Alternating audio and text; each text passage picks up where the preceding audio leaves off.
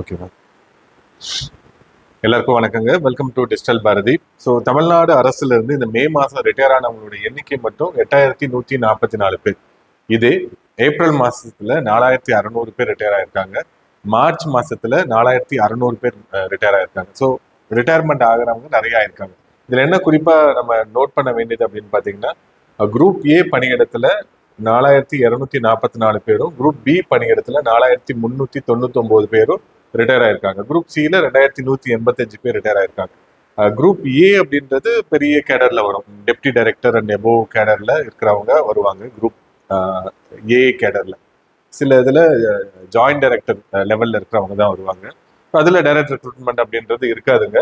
ஆனா இந்த group B இருக்கு இல்லைங்களா, அந்த குரூப் பில வந்து டைரக்ட் ரெக்ரூட்மெண்ட் அப்படின்றது இருக்கும். நம்ம குரூப் ஒன்ல போற இல்லைங்களா, அதுவும் குரூப் பில தான் வரும். குரூப் 2 இன்டர்வியூ போஸ்ட் முன்னாடி இருந்தது. இப்போ அந்த லெவல் 18, லெவல் 16 அந்த போஸ்ட் எல்லாமே இந்த கேட்டகரியில தான் வரும். அதே மாதிரி குரூப் சி அப்படின்றது நம்மளுடைய அசிஸ்டன்ட் போஸ்ட், அதுக்கப்புறம் வந்து நம்மளுடைய இந்த ஜூனியர் சூப்பர்டென்ட் அப்படின்னு சொல்லிட்டு 4200 லெவல் 12 போஸ்ட். இது எல்லாமே டைரக்ட் ரெக்ரூட்மெண்ட்ல எடுப்பாங்க. மோஸ்ட்லி ஒரு டிபார்ட்மெண்ட்ல எப்படி இருக்கும், ப்ரமோஷன் எப்படி இருக்கும் அப்படின்னா, அந்த டிபார்ட்மெண்ட்ல 100 பேர் ஒர்க் பண்றாங்க அப்படின்னா அதுல ஒரு 75 பேர் டைரக்ட் ரெக்ரூட்மெண்ட்ல ஒரு போஸ்ட்ல எடுப்பாங்க. மீதி இருக்கக்கூடிய 25% பேர் ப்ரமோஷன்ல வருவாங்க. 1:4 ரேஷியோ, 1:3 ரேஷியோ, அது டிபார்ட்மெண்ட் மாறும். சரிங்களா?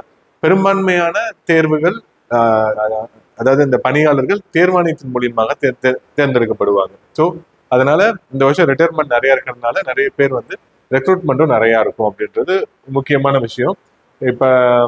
இப்ப அடுத்து வரக்கூடிய குரூப் 2லயும் இது ரிஃப்ளெக்ட் ஆகிறதுக்கு நிறைய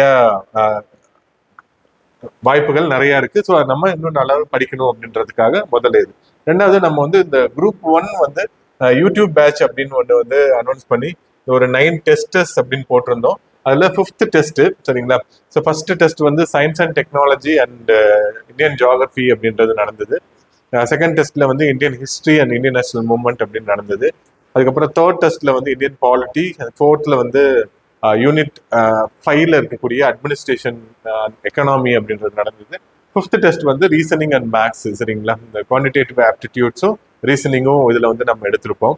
ஆல்மோஸ்ட் ஒரு 500 மெம்பர்ஸ் வந்து ரெஜிஸ்டர் பண்ணியிருந்தீங்க. எல்லாருக்குமே மெயில் அப்படின்றத அனுப்பியிருந்தோம். சரிங்களா? ஸோ நிறைய பேர் ரிப்ளை பண்ணியிருந்தீங்க, கொஸ்டின்ஸ் நல்லா இருக்கு, நல்லா ஸ்டாண்டர்டா இருக்கு அப்படின்ட்டு. சரிங்களா? ஸோ இது 5th டெஸ்டோடைய கொஸ்டின் பேப்பர் நான் டிஸ்கிரிப்ஷன் லிங்க்ல போடுறேன்.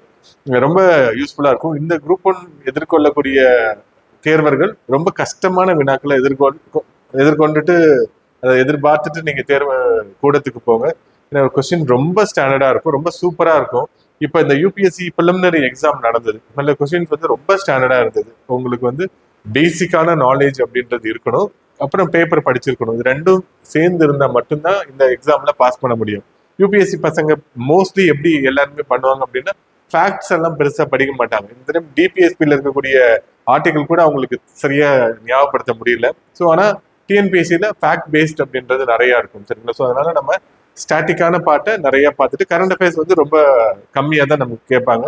இந்த 200 கேள்விகள்ல ஒரு 15-16 கேள்வி கரண்ட் அஃபேர்ஸ் அப்படின்றது இருக்கும். நம்ம கரண்ட் அஃபேர்ஸ்க்கும் ஆல்மோஸ்ட் எல்லா டாபிக்கு, முக்கியமான டாபிக் எல்லாத்தையுமே கவர் பண்ணி கரண்ட் அஃபேர்ஸ் டெஸ்ட் அப்படின்ற ஒன்றையும் போட்டிருந்தாங்க. அது ரொம்ப எஃபெக்டிவா, ரொம்ப யூஸ்ஃபுல்லா உங்களுக்கு இருந்திருக்கும். ஓகே, ஸோ இது மேக்ஸுக்கான டெஸ்ட். மேக்ஸ் வந்து டிஎன்பிசியில் எப்படி இப்போ கொஸ்டின்ஸ் கேட்பாங்களோ அதே மாதிரி கொஸ்டின்ஸ் வந்து செட் பண்ணி எடுத்து போட்ட கேள்விகள். நான் டிஸ்கிரிப்ஷன்ல லிங்க் கொடுக்குறேன், நீங்க டவுன்லோட் பண்ணி பாருங்க. இதனுடைய ஆன்சர் கீஸ் நான் கீழேயும் கொடுத்துருக்கேன். சரிங்களா? ஸோ அதையும் நீங்க பாருங்க. ஸோ கொஸ்டின்ஸ் வந்து இப்படிதான் இப்போ கேட்குறாங்க. இதே மாதிரி நம்ம ப்ராக்டிஸ் பண்ணிக்கணும். ஸோ அது ரொம்ப முக்கியம். ஸோ குரூப் 1 இந்த கொஸ்டின்ஸ் எல்லாத்தையும் நீங்க அட்டன் பண்ணணும் அப்படின்னா மெயில் நான் கீழே வந்து ரெஜிஸ்டர் பண்றதுக்கான மெயில் ஐடி உங்களோடது கொடுங்க. மெயில் ஐடிக்கு எல்லா கொஸ்டின் பேப்பரையும் நம்ம அனுப்பி வைக்கிறாங்க. சரிங்களா? குரூப் 4க்கான இதே மாதிரி இந்த லாஸ்ட் ஒரு 40 டேஸ்ல ஒரு 12 டெஸ்ட் அப்படின்றது பிளான் பண்ணிருக்கோம். சரிங்களா? ஸோ அடுத்த வரக்கூடிய வீடியோவில் நான் போடுறேன். நான் அதுவும் ரொம்ப யூஸ்ஃபுல்லாக இருக்கும். தமிழ் கொஸ்டின்ஸ் ரொம்ப ஸ்டாண்டர்டாக இருக்கும். தமிழ் ப்ளஸ் மேக்ஸ் 25 கொஸ்டின்ஸ் இருக்கும். அப்புறம் ஒரு சப்ஜெக்ட் வைஸ் கொஸ்டின்ஸ் அப்படின்ட்டு நம்ம 100 அப்படின்றது கொடுத்துருப்போம். ஸோ ரொம்ப யூஸ்ஃபுல்லாக இருக்கும். குரூப் 4க்கு நம்ம போகிறோம். கண்டிப்பாக யூஸ்ஃபுல்லாக இருக்கும் உங்களுக்கு. அதை நீங்கள் ஃபாலோ பண்ணுங்க. ஓகே, ஸோ இப்போ குரூப் 2 டெஸ்ட் பேட்ச் அப்படின்னு நம்ம அனௌன்ஸ் பண்ணியிருந்தோம். சரிங்களா? நிறைய பேர் நல்ல ரெஸ்பான்ஸ் அப்படின்றது கொடுத்துருந்தீங்க. ரொம்ப யூஸ்ஃபுல்லாக இருக்கும். கொஸ்டின்ஸ் வந்து ரொம்ப ஸ்டாண்டர்டாக இருக்கும். ஆல்மோஸ்ட் ஒரு 10,000 கொஸ்டின்ஸ் அப்படின்றது நம்ம கவர் பண்ணுறோம். நீங்க ரிமோட்ல இருந்தீங்க அப்படின்னா ஆன்லைன்லேயே நீங்க எழுதிக்கலாம். ஆன்லைன்ல நம்மளுடைய டெஸ்ட் வெப் போர்ட்டல் இருக்கும், அந்த போர்ட்டல்ல கொஸ்டின்ஸ் அப்படின்றது அப்லோட் பண்ணிடுவோம். எக்ஸாம் எழுதி முடிச்சுட்டு நீங்க கொஸ்டின் பேப்பரை டவுன்லோட் பண்ணிக்கலாம். அதில் நீங்க மார்க் பண்றது எல்லாமே அதில் பண்ணிக்கலாம். ரொம்ப யூஸ்ஃபுல்லா இருக்கும். கொஸ்டின் ரொம்ப ஸ்டாண்டர்டா இருக்கும். ஆன் டைம் அப்படின்றது நடக்கும். இப்போ கூட நம்ம குரூப் ஒன்னுக்கு வந்து 35 36 டெஸ்ட் அப்படின்னு நம்ம சொல்லியிருந்தோம். அந்தந்த டேட்ல அந்தந்த கொஸ்டின் பேப்பர் அப்படின்றத போட்டிருந்தோம். மோஸ்ட்லி புது கொஸ்டின்ஸ் நிறைய எடுத்து நம்ம போட்டிருந்தோம். சரிங்களா, ரொம்ப யூஸ்ஃபுல்லா இருக்கும். இதுக்கு முன்னாடி குரூப் 4 போட்டிருந்தோம். அதுலேயே ஆல்மோஸ்ட் ஒரு 20 to 23 டெஸ்ட் அப்படின்றது அவங்களுக்கு முடிஞ்சிருக்கு. எல்லாமே ஆன் ஷெட்யூல் கரெக்டாக உங்களுக்கு நடக்கும். ஒரு குவாலிட்டியான டெஸ்ட் அப்படின்றது நடக்கும். எவாலுவேட் பண்ணி உங்களுக்கு கரெக்டான இப்போ மேக்ஸுக்கு எக்ஸ்பிளனேஷன்லாம் ரொம்ப டீட்டெயிலாகவே இதில் நம்ம போட்டு கொடுத்துருப்போம். குரூப் 4க்கு வந்து ஜிஎஸ் எக்ஸ்பிளனேஷன் வீடியோவும் நம்ம அந்த பேட்ச்ல சேர்ந்தவங்களுக்கு போட்டுட்டு இருக்குங்க. அதுவும் ரொம்ப யூஸ்ஃபுல்லாக இருக்கும். ஓகே, ஸோ இந்த பேட்ச்ல நம்ம வந்து ஃபர்ஸ்ட் டெஸ்ட் அப்படின்றது நம்ம இப்போ இந்தியன் பாலிட்டியில constitution of India, preamble to the constitution, challenge features, சரிங்களா, union state and union territory, citizenship, ரொம்ப கம்மியான போர்ஷன்ஸ் தான்.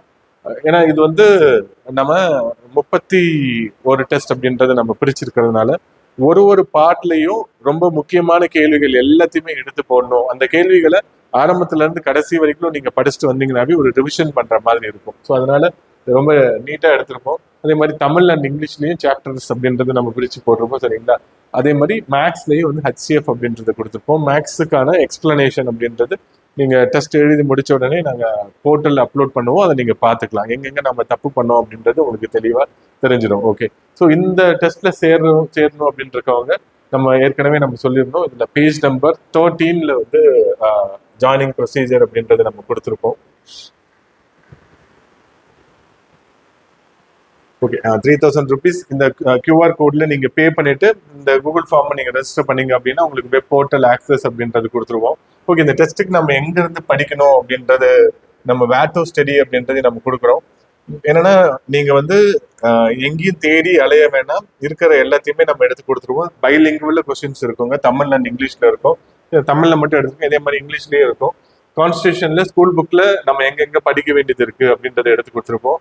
அதே மாதிரி அடிப்படை அதாவது நம்மளுடைய குடியுரிமை வரைக்கும் இந்த டெஸ்ட்ல இருக்கிறதுனால குடியுரிமைக்கு தேவையானது என்னென்ன அப்படின்றத நம்ம மென்ஷன் பண்ணியிருப்போம். ஸ்கூல் புக்ல நம்ம ஃபர்ஸ்ட் படிச்சுட்டு அப்புறம் ஸ்டாண்டர்ட் புக்ஸ் இருக்கும். ஸ்டாண்டர்ட் புக்ஸோடைய சாஃப்ட் காப்பி லிங்க் வந்து நம்ம வந்து சாஃப்ட் காப்பி அப்லோட் பண்ணியிருப்போம் போர்ட்டல்ல, அதை நீங்க எடுத்து பார்த்துக்கலாம்.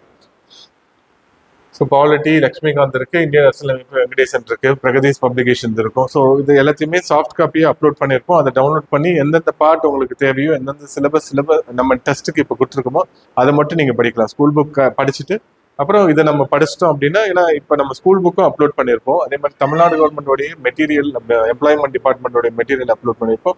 இதனுடைய சாஃப்ட் காப்பி அப்படின்றத அப்லோட் பண்ணியிருப்போம். இதை நீங்கள் பார்த்துட்டு அடுத்தது 4வது என்ன பண்ணணும் அப்படின்னா, நம்மளுடைய ப்ரீவியஸ் இயர் கொஸ்டின்ஸ் கொடுத்துருப்போம், சாப்டர் வைஸ் அப்படின்றது கொடுத்துருப்போம். அதை சால்வ் பண்ணிட்டு அப்புறமா இந்த டெஸ்ட்டை நீங்க எழுதுனீங்க அப்படின்னா ரொம்ப எஃபெக்டிவா இருக்கும். இல்லை நான் எதுவும் பார்க்கல, நான் ஏற்கனவே படிச்சிருக்கேன் அப்படின்ட்டு நீங்க வந்து அட்டன் பண்ணீங்க அப்படின்னா மார்க்ஸ் ரொம்ப கம்மியாகும். இப்போ நமக்கு 200 கேள்வி கேட்குறோம் அப்படின்னா கட் ஆஃப் எப்பயுமே நார்மலா 148 150 அப்படின்னு இருக்கும். அதே அளவு ஸ்டாண்டர்ட்ல தான் இருக்கும். நம்மளால ஃபுல் மார்க் எடுக்கிறது ரொம்ப சிரமமா இருக்கும். ஜிஎஸ்ல ரொம்ப கொஸ்டின் ஸ்டாண்டர்டா இருக்கும். சரிங்களா, ரொம்ப நல்லா படிச்சிருந்தீங்கன்னா மட்டும்தான் மைனூட்டா தப்பு பண்றதுக்கான இடங்களை நம்ம வச்சிருப்போம், பொறிகளாக நம்ம வச்சிருப்போம். ஓகே, ஸோ நம்ம எங்க எவ்வளவு வேணாலும் தப்பு பண்ணலாம். ஃபைனல் எக்ஸாம்ல நம்ம தப்பு பண்ணக்கூடாது அப்படின்றதுக்காக பர்பஸ்ஃபுல்லாவே இது மாதிரி நம்ம செட் பண்ணியிருக்கோம். கொஸ்டின்ஸ் ரொம்ப ஸ்டாண்டர்டா இருக்கும். நீங்க யாராவது சேரணும் அப்படின்னா நம்பர் நம்ம கொடுத்துருப்போம். சரிங்களா, 9443128844 and 8015271323. இந்த நம்பருக்கு நீங்க கால் பண்ணி பேசிட்டு இந்த பேட்ச்ல என்ரோல் பண்ணிக்கோங்க. Very useful.